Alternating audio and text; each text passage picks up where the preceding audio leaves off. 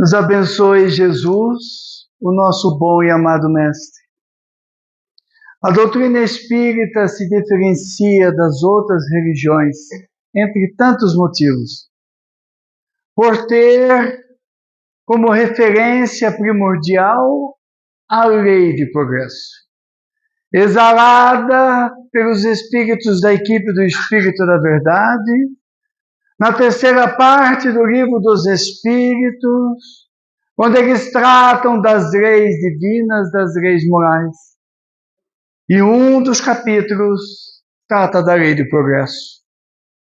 Todo o capítulo é o impulsionador de todos nós para a frente, um convite para que nós tenhamos sempre a fé e a certeza de que caminhamos incessantemente para o futuro luminoso que nos aguarda.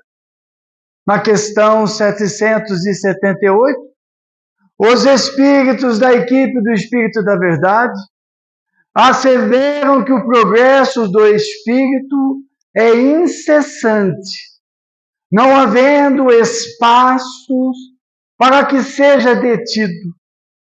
Ele pode ser obstaculizado, retardado, mas jamais detido, pois é a lei divina que determina que o progresso é incessante. E nesse processo incessante, onde nós somos retirados das regiões mais inferiores, onde nós somos retirados à imagem e semelhança do Pai, de um diamante bruto, o nosso progresso é semelhante a um parto contínuo e doloroso. A escala ascensional do Espírito é a mais bela epopeia do mundo, do universo. As histórias que se contam dessas epopeias, as nossas histórias, são emocionantes. Demarcam a luta para ascender daqueles que são filhos de Deus, que sabem que estão destinados à luminosidade, à eterna paz e felicidade, mas que precisam galgar, precisam alcançar. E esse caminhar é muito difícil. Há momentos em que nós queremos parar. Há momentos em que parece que não teremos força para prosseguir.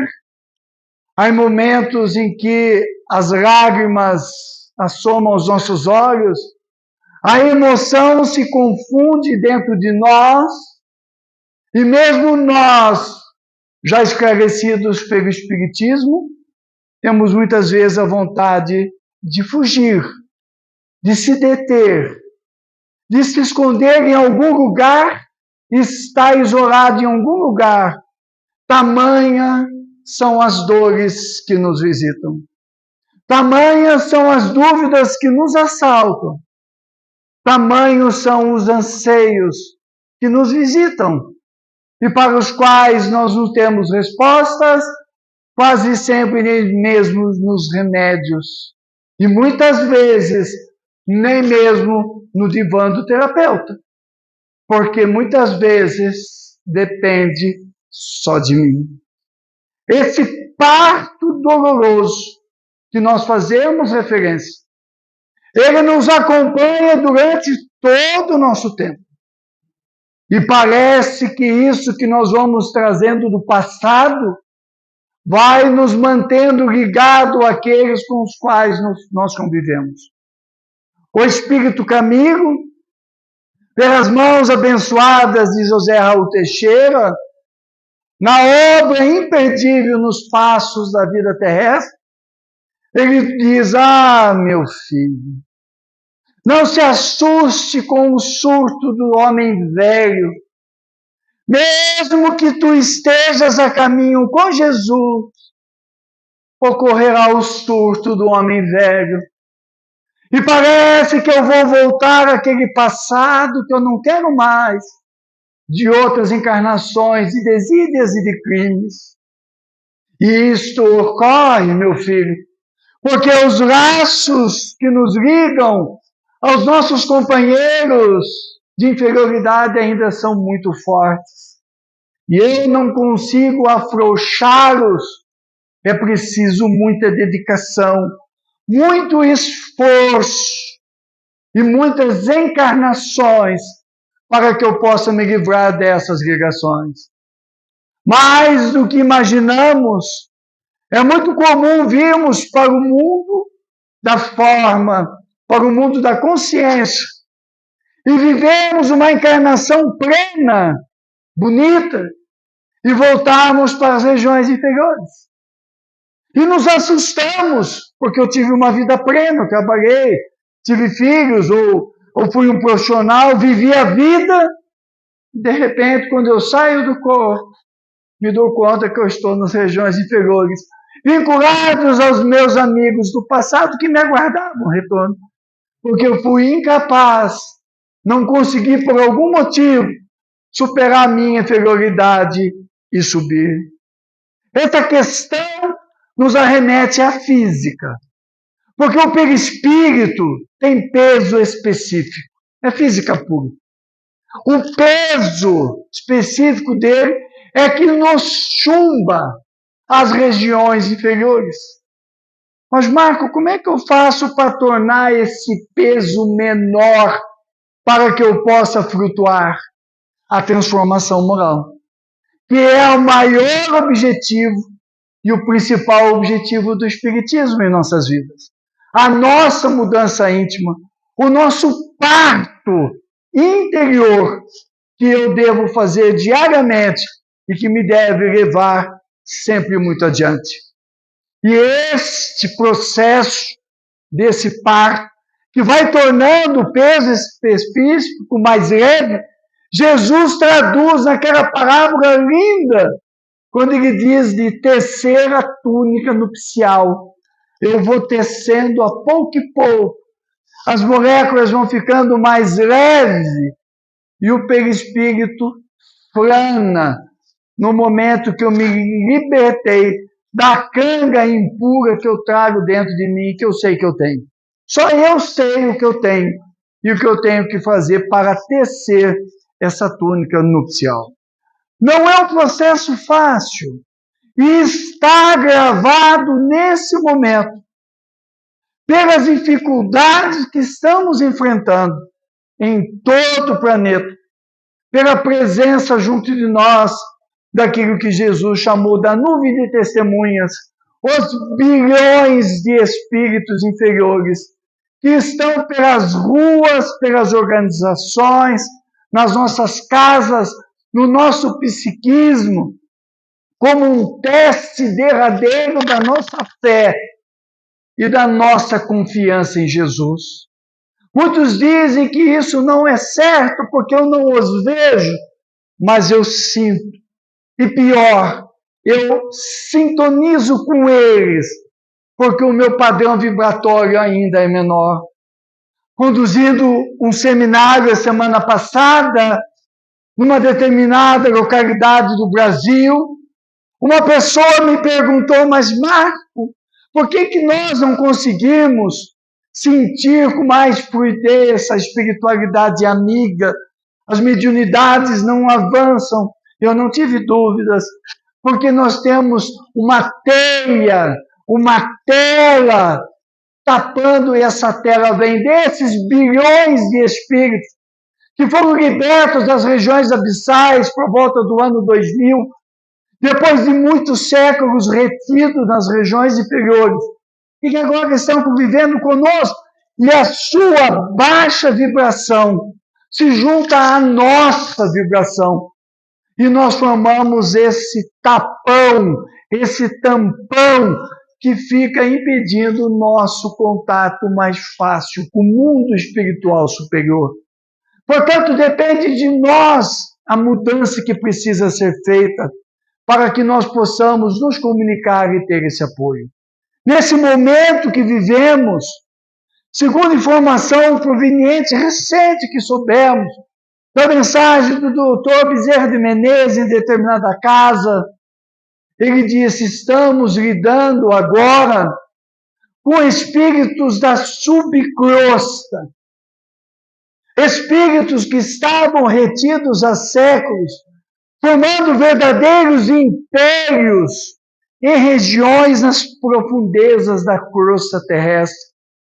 Espíritos intelectualmente muito acima de nós, mas moralmente próximos do primitivismo espiritual, de acordo com a escala trazida pelos Espíritos em O Livro dos Espíritos. Espíritos de uma densidade que estão se aproximando de nós com sentimentos e pensamentos primitivos, a nos testar na nossa confiança em nós, em Jesus e naquilo que eu estou lendo, naquilo que eu estou estudando. Para ver se eu confio no meu tato, para ver o tamanho da minha fé, o quanto eu suporto essas entidades que simplesmente bagunçam o nosso psiquismo, e eu estou falando por experiência própria.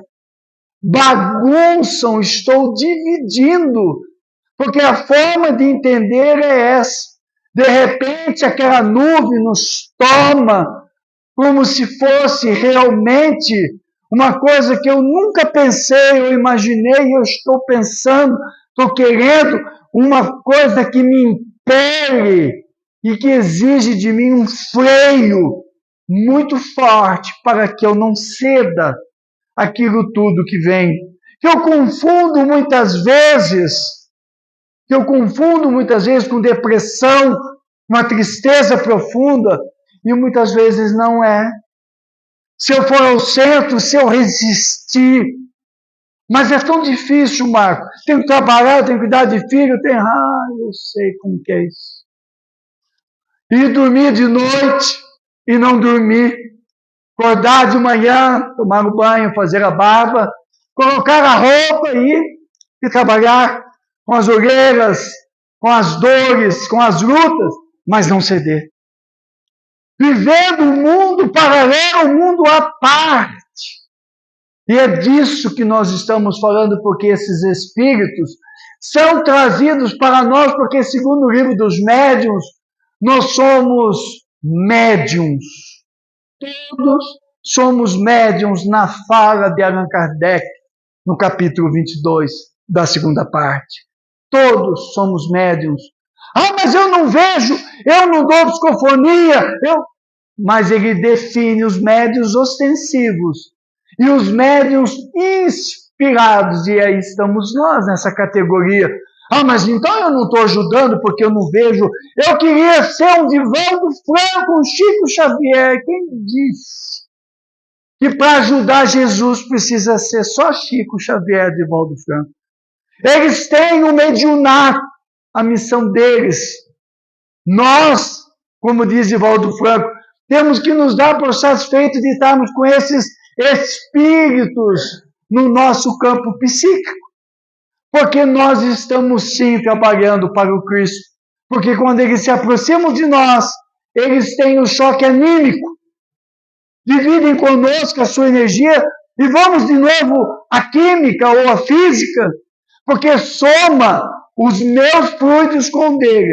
1 mais 1 vai lá, divide no meio, ficamos equiparados. Ele ganha um pouquinho de mim nessa fusão química, fluídica, e eu ganho um pouco dele, fica um pouquinho ruim, passa uns dias, eu sigo em frente e ele segue, porque ele teve o choque anímico, que traz ele de volta à vida.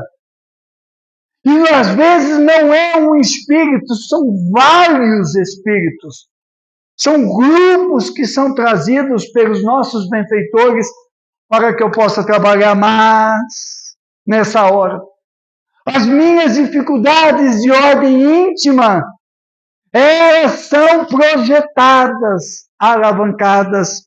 E eu me vejo diante da necessidade de ter muito cuidado para que eu não sucumba. Para que eu não perca a oportunidade e para que eu aceite esses momentos difíceis que nós estamos passando, entregando-me em holocausto ao trabalho que se faz necessário, correndo para a casa espírita para estudar, para tomar o passe, para coordenar o estudo, fazer o trabalho, a ciência social, o que puder. Mas se está propondo que eu me esconda, mais ou menos, corre para cá, porque daí eu vou ganhando forças para que eu possa vencer tudo isso. É o momento que nós estamos vivendo de fazer aquilo que nós temos evitado de fazer, que é ir para o nosso deserto. Terapeuticamente, deserto é aquele espaço íntimo que não tem tempo limitado, onde eu vou conversar comigo, com si mesmo, com o céu. Onde eu vou olhar para o espírito imortal que eu sou. O espaço onde ninguém entra. E no momento em que ninguém pode me ajudar.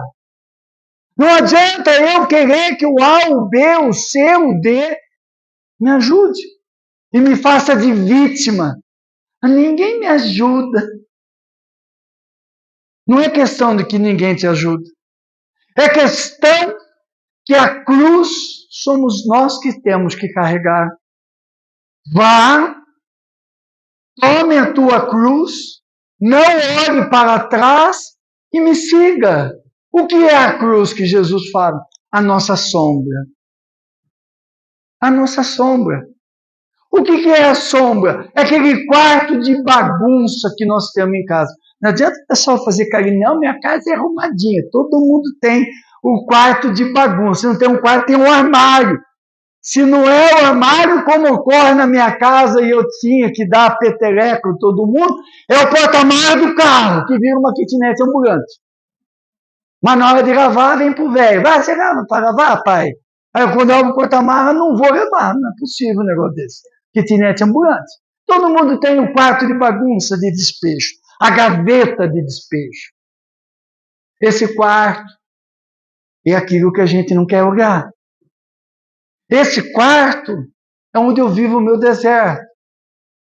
É o deserto do Paulo de Tarso, que entra no deserto Saulo e sai Paulo. No deserto literal, como o Espírito Emmanuel nos dá na obra Paulo Estevão, monumental.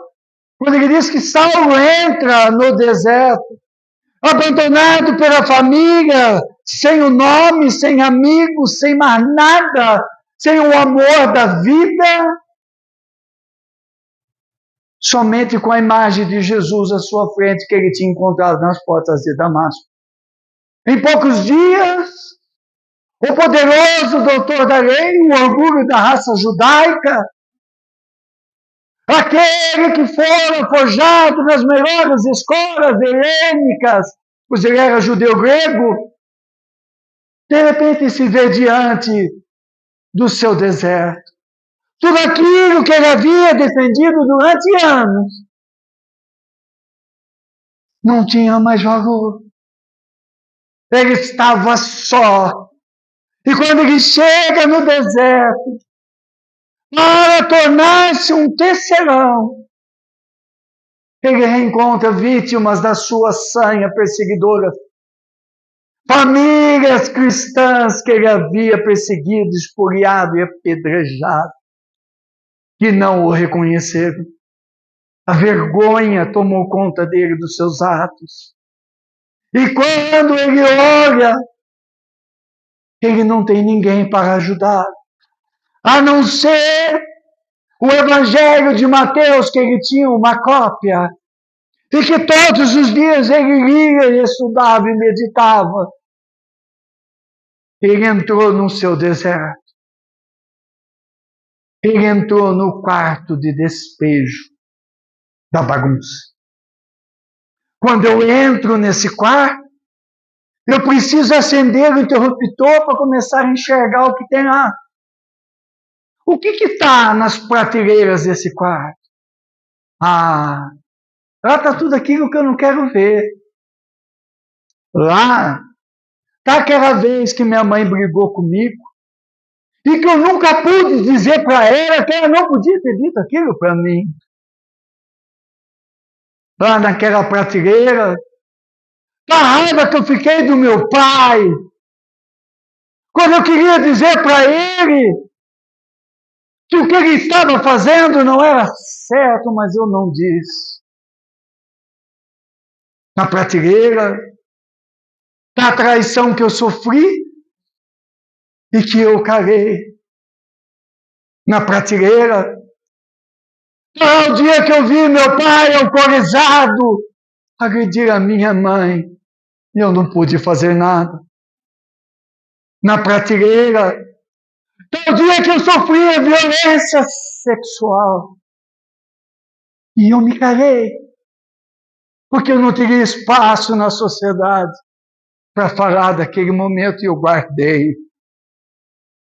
Na prateleira também está o quanto eu fiz de errado, as pessoas que eu enganei, as pessoas que para subir profissionalmente eu tripudiei, os meus servidores que eu maltratei, aqueles que eu ofendi, aqueles que eu fui prepotente e arrogante, e eu sei que eu fui, por isso que está na prateleira me cutucando a minha sombra. E eu não consigo fugir dela, eu corro para o remédio aqui, o remédio acolá, mas está tudo ali, guardadinho. Eu preciso de um interruptor para ver. O interruptor é a terapia, mas principalmente é o Evangelho de nosso Senhor Jesus Cristo, que aos poucos, calmamente, vai acendendo a luz. E eu vou na prateleira e pego aquilo, e como diz o Espírito Joana de Anjos, eu olho, eu xingo, eu choro, eu revivo aquele momento, mas eu diluo aquela dor para que eu possa seguir em frente. Pois como dizia Chico Xavier, eu não tenho como voltar atrás daquilo que aconteceu, eu não tenho como voltar atrás daquilo que eu fiz ou que eu sofri, mas a partir da manhã eu posso começar de novo. Mesmo que no dia seguinte, 2 dias depois, eu caia de novo. Na proposta terapêutica de Jesus, eu torno a levantar. E a cada manhã, quando o sol surge, eu de novo recomeço.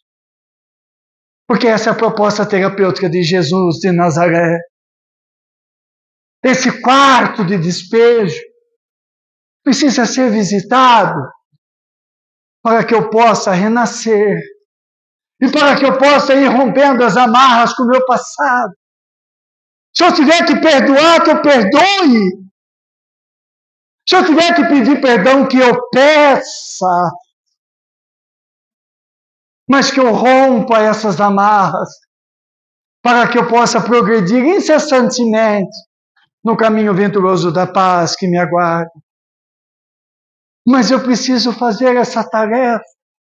O mundo de regeneração precisa que eu faça essa tarefa de entrar no meu quarto escuro e de olhar as coisas que estão lá. A minha mãe desencarnou há muitos anos. Foi uma mulher muito forte. 5 filhos, numa época difícil. Eu tinha e tenho um imenso respeito pelas mulheres fortes que criaram seus filhos, muitos filhos. Eu muito pequeno, sendo caçula de 5, eu ia com minha mãe para a faculdade. Estamos falando da década de 60.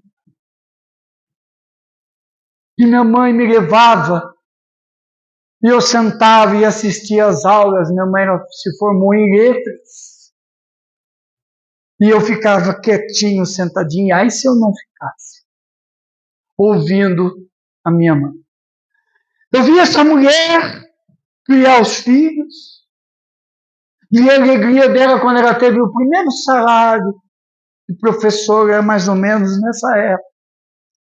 Eu estava sentado no portão da porta da casa dela, interior de São Paulo, e vi que no final da praça que tinha em frente, ela vinha carregando uma caixa grande, era baixinha. Eu corri para ajudá-la. E naquela noite ela montou a primeira árvore de Natal que nós tivemos em nossa casa. Não éramos ricos. Prateada, de bolas azuis, eu nunca mais esqueci. Os olhos dela marejados. E ela disse, esse ano nós vamos ter um Natal. No último contato que eu tive com ela teve uma vida psíquica muito difícil. Quando encontrou o espiritismo, eu já era espírita, eu me tornei o primeiro de todos na minha família, muito jovem, e me tornei rapidamente um trabalhador. Eu a convidava, mãe, eu sempre morando longe, saí muito cedo de casa, com 15 anos eu já estava fora de casa. Eu dizia, mãe, vamos ao centro, quando eu podia. Ela não ia. Mas poucas vezes que foi, tomou o passe, era uma outra pessoa, uma mulher que eu não conhecia. Ela tinha crises homéricas. Depois eu fui saber que era mediunidade em desalinho. O último contato que eu tive com ela, tivemos uma desavença. No sábado à noite, véspera do domingo de Páscoa, eu saí batendo a porta, na impulsividade do jovem. No dia seguinte, peguei o carro, tinha que retornar, eu morava muito longe, mais de 1.000 quilômetros. Tinha feito um esforço tremendo para levar. Na época, o meu filho mais velho, só tinha um na época, hoje eu tenho 3, todos adultos, criados. E fiquei chateado.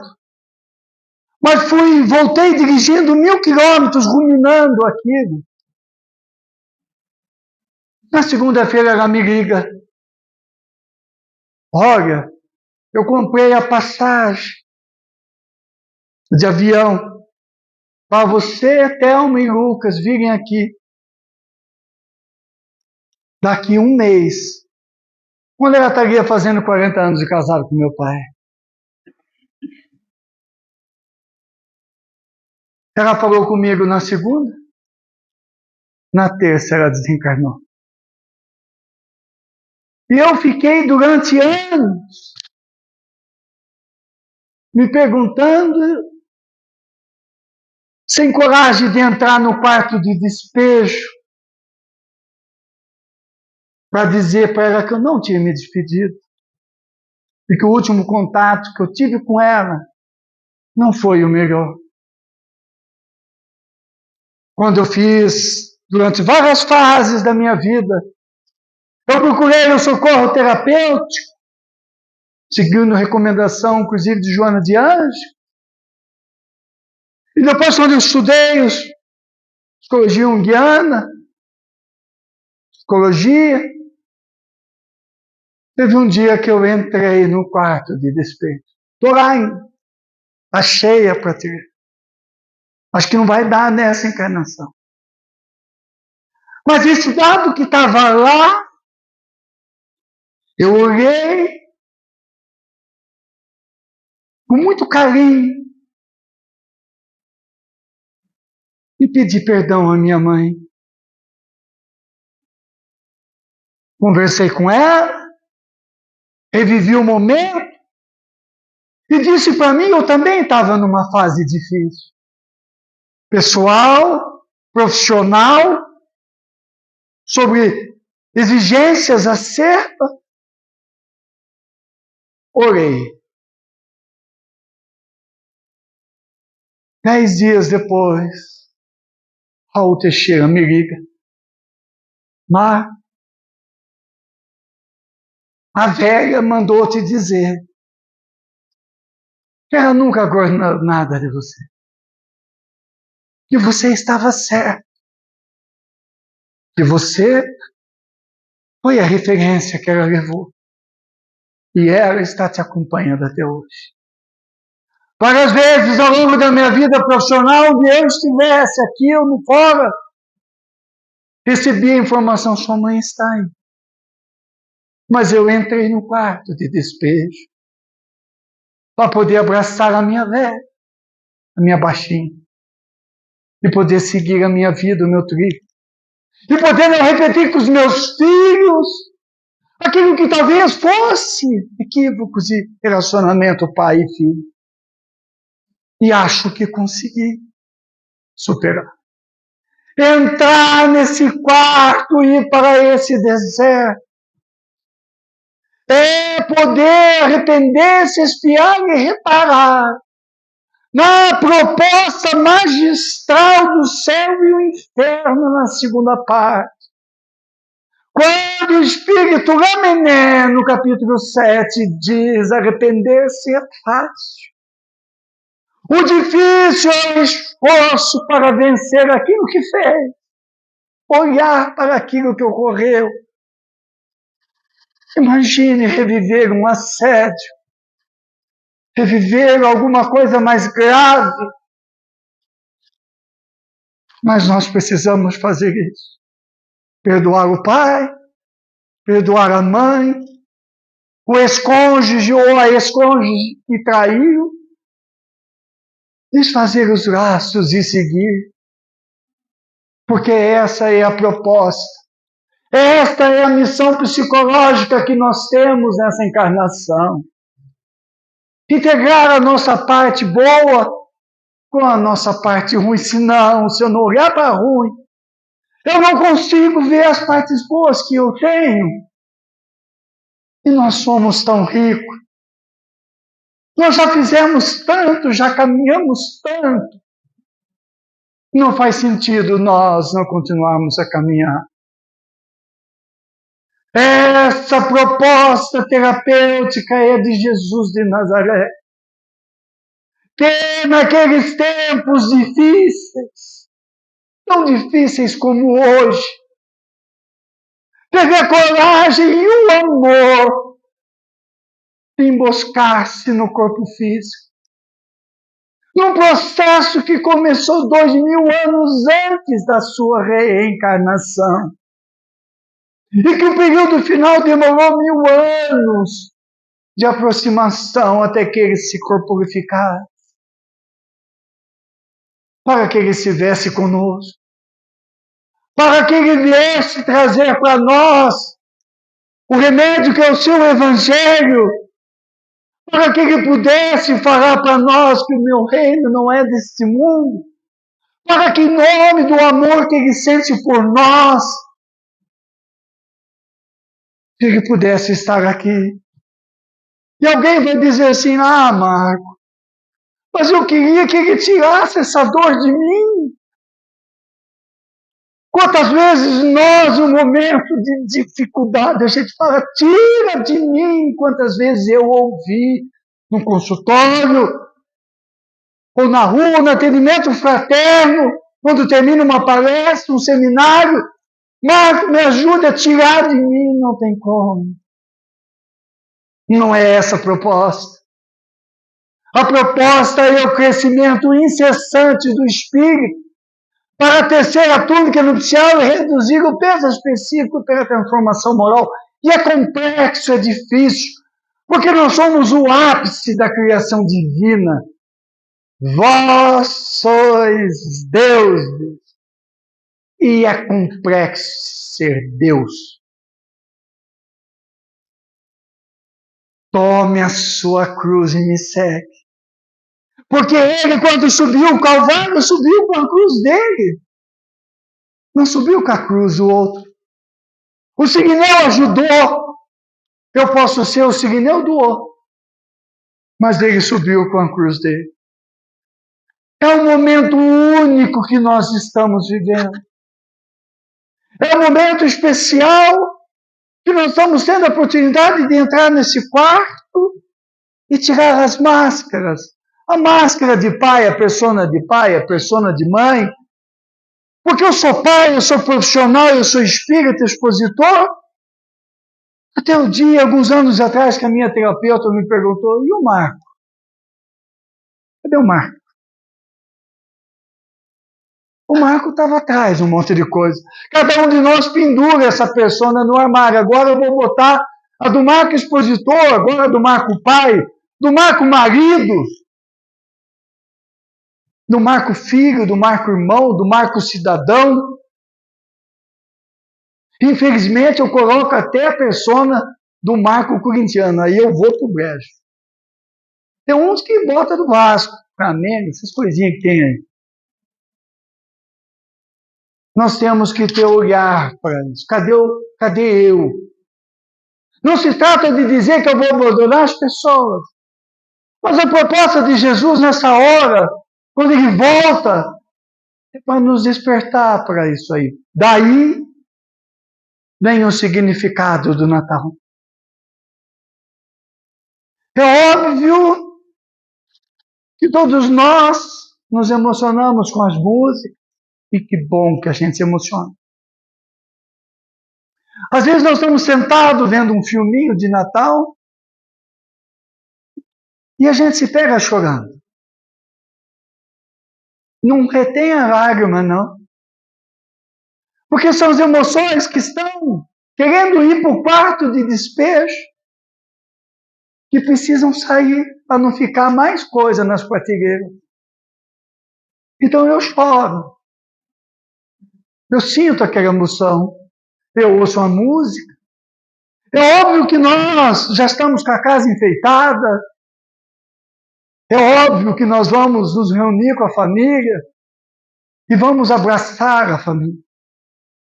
Na obra Vinha de Luz, o Espírito Emmanuel, na lição 112, podem lá olhar, ele diz, vá cuidar do seu próximo. Para abraçar o teu, vai estar com ele. Vai viver aquele momento do presente do amigo secreto. Ah, não tem coisa melhor. É óbvio que eu vou me lembrar com muita emoção da árvore prateada com bolinho azul da minha mãe. Não há Natal que eu não me lembro. E meus filhos sempre me perguntam que tem uma única foto. E eles falam, pai. E isso faz parte da nossa vida. É isso que nos impele à frente, que nos sustenta, mas é preciso que nesse Natal eu entenda a mensagem que Jesus trouxe para nós. Porque ele tinha uma missão de Deus para cumprir, veio para o corpo físico e cumpriu. E eu também tenho. E eu preciso cumprir com a minha missão. E como nós estamos no planeta inferior, ela não é fácil. Ela exige de nós uma dedicação e um que é mais uma garra muito forte.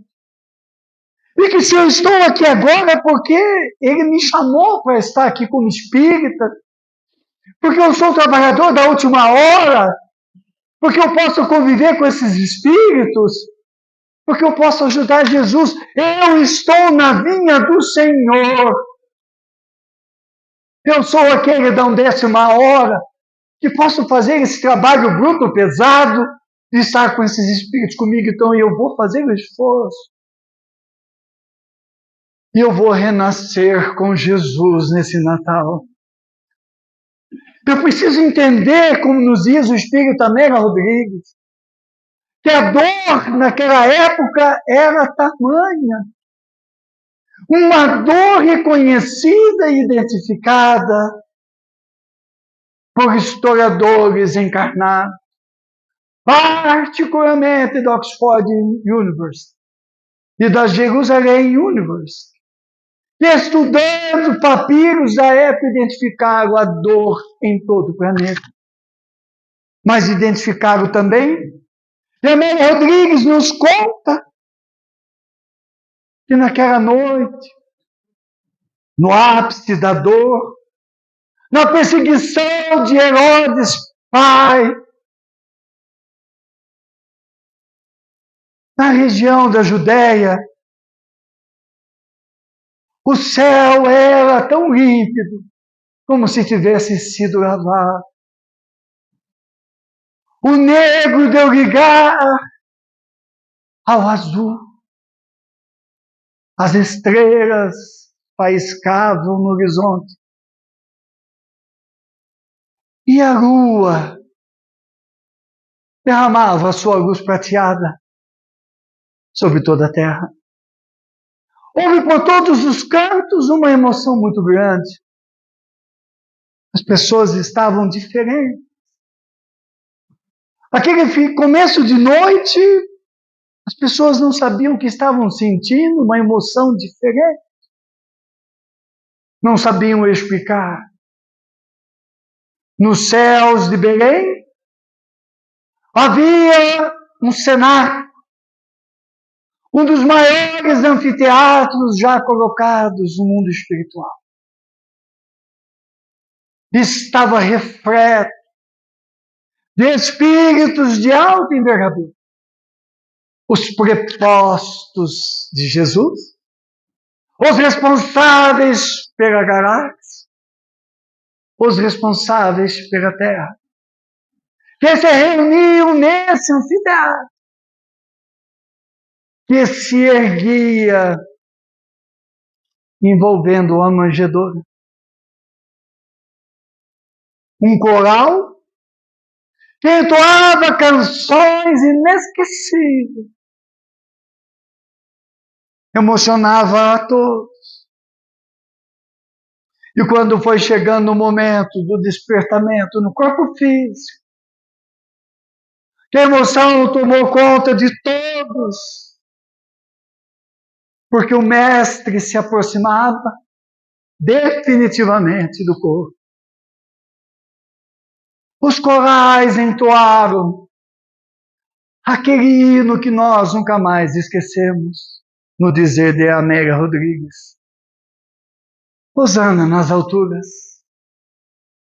paz na terra, aos homens de boa vontade.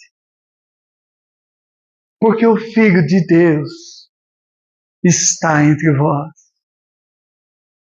No convite para o caminhar de cada um, nós somos convidados por Jesus a renascer com Ele. Aproveitar as emoções do Natal para entender essa proposta de Jesus para que nós cresçamos com Ele. Para que a gente entre no nosso quarto escuro e a gente tenha um pouquinho de paciência conosco, que a gente se ame um pouquinho mais, porque se nós estamos aqui como espíritos, é porque nós já temos algum mérito, nós já caminhamos um pouquinho. É juntando tudo isso, é que nós ganhamos a força para prosseguir. Porque essa mesma sensação que eles tiveram naquela época, nós já estamos tendo hoje. Jesus já está bem próximo de nós. A sua presença já é sentida em todo o planeta. Não como alguém que está distante, mas como alguém que caminha entre nós, cuidando de nós, renovando em nós a esperança em dias melhores. Talvez nós precisemos ter um pouco mais de fé, como teve Maria Boneca, que o Espírito Maria Dolores nos traz. Uma história real de Natal. Aquela tarde era uma tarde gélida naquela cidade. E assim como a história da minha mãe é sempre muito difícil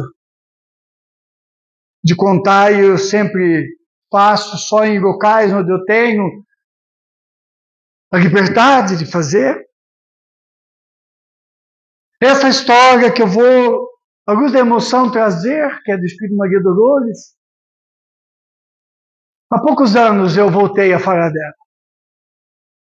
Nos primórdios do nosso trabalho de exposição, estamos falando da década de 80, várias vezes eu falei dessa história e depois não conseguia mais falar. Acho que há 2 anos eu voltei a conseguir falar dessa história. Eu me recordo que certa feita, numa cidade do interior do Paraná, eu fui fazer uma palestra sobre o Natal, o ano de 1987. Eu preparei a palestra, nunca deixei de preparar, está aqui. Nunca. Mesmo que eu não fale tudo o que está aqui. E quando eu cheguei no centro, o centro estava muito cheio, muito aquém, muito além do que eu esperava. E à medida que estavam anunciando, começando o trabalho, me veio essa história que eu tinha lido dias antes. E me foi mostrada a história. Então eu não narro o que está escrito, mas o que eu vi. É uma tarde muito fria. A neve caía abundante naquela cidade. E uma rua saía de frente da igreja principal. E as pessoas, era véspera de Natal, corriam apressadas para cuidar dos preparativos da ceia, da festa. A neve se acentuou e aquela menina que todos conheciam na cidade andava pelas ruas da cidade. Ela caminhava aqui, acolá, tentava pedir alguma coisa para esquentar do frio, um prato de comida para saciar a fome. Ela tinha 10 anos e era conhecida como Maria Boneca. E ela andava pela rua e via as pessoas apressadas. Ela passou em frente a uma loja e viu uma boneca. Ela nunca teve uma boneca. E o carrinho, a boneca, é tão importante para a criança. Quem não se lembra da boneca que ganhou? Ou do carrinho que nós ganhamos quando a gente era pequeno. Vrum, vrum. Ela nunca teve uma boneca. Para brincar de ninar, para trocar a roupinha. Ela nunca teve. Ela olhou a boneca na vitrine. Enquanto ela olhava, o dono da loja veio, vai, saia. A escuridão se fez maior, a neve se acentuou, o comércio fechou. Ela passou em frente de uma casa com muito frio e viu as pessoas reunidas, já festejando, bem vestidas. Aos poucos a rua foi ficando vazia, afinal era véspera de Natal. Com muito frio e fome, ela voltou pela mesma rua e sentou no degrau da mesma vitrine onde estava a boneca. Encostou no vidro, vendo a neve cair, se abrigando. E perguntou, por que eu nunca tive uma boneca? Por que Jesus, já que hoje é o dia dele, por que ele nunca me deu uma boneca? Todo mundo ganhou alguma coisa. E eu não ganhei nada. De repente ela ouviu passos. E uma mão tocou o seu ombro. E essa pessoa que tocou o ombro lhe disse, você quer uma boneca? Eu quero. E sem olhar quem era, ela perguntou, o senhor vai me dar uma boneca?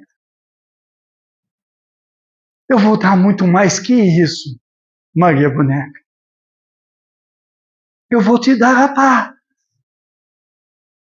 E hoje, Você estará comigo na ceia do meu aniversário, junto com a minha família. E você terá a ceia mais bonita que você jamais teve. Venha, Maria. Jesus tomou nos braços aquele espírito. E no dia seguinte, um corpo regelado e coberto de neve foi encontrado na porta da loja. Era o corpo de Maria Boneca. Jesus não falta, gente. Pode ser que eu ainda não tenha encontrado ele dentro de mim. Pode ser que eu não tenha entendido a proposta que ele fez para mim. Pode ser que esteja faltando um pouquinho de investimento no quarto de despejo. Mas ele nunca esqueceu de nenhum de nós. Pode nos faltar tudo, mas jamais faltará Jesus de Nazaré em nossas vidas. Jamais as suas mãos deixarão de estar estendidas para nós. E ele não pergunta o que nós fizemos, ele já sabe. Mas é a única pessoa que nos ama incondicionalmente. E é a única pessoa que vai estar conosco no nosso deserto. E é a única pessoa que vai entrar conosco no nosso quarto de despejo. Por isso, vivamos o Natal. Rendamos graças a Deus por ter enviado o seu Filho maior para estar conosco nesses dias difíceis e transitórios de muita dor. E quando se aproxima o dia, cantemos com o coral: Hosana nas alturas, paz na terra aos homens de boa vontade. Jesus conosco sempre.